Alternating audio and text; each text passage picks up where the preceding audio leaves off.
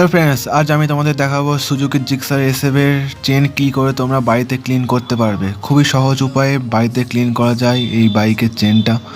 তো আমি যে পদ্ধতিটা এখানে শেখাতে চলেছি এটা খুবই সহজ। তোমরা অল্প খরচে বাড়িতে বসে তোমাদের নিজের বাইকের চেন ক্লিন করতে পারবে। আর এর জন্য দরকার অল্প কেরোসিন তেল আর একটি ব্রাশ।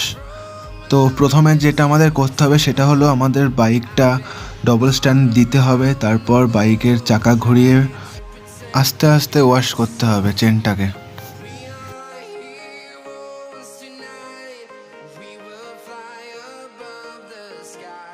তোমরা দেখতে পাচ্ছ আমি যে কেরোসিন অয়েলটা নিয়েছিলাম সেই কেরোসিন অয়েলটা পুরো একদম কালো হয়ে গেছে।